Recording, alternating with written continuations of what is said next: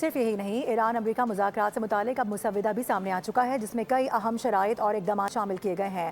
آپ کو بتا دیں کہ خطے میں کشیدگی میں کمی، اقتصادی پابندیوں میں نرمی اور بڑے مالیاتی تبادلے کی تجاویز بھی نمایاں ہیں۔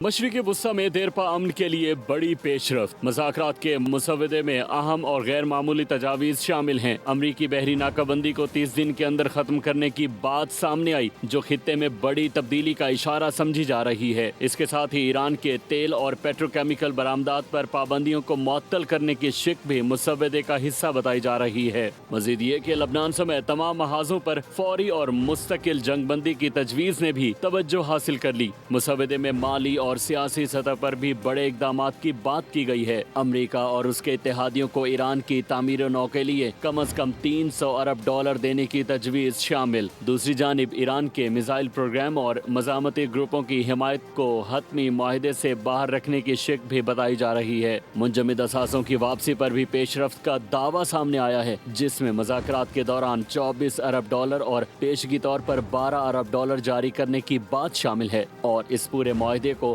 اقوام متحدہ کی سلامتی کونسل کی قرارداد سے باضابطہ بنانے کی تجویز بھی مسودے کا حصہ بتائی جا رہی ہے۔ سبسکرائب کریں اور بیل دبائیں تاکہ کوئی خبر رہ نہ جائے۔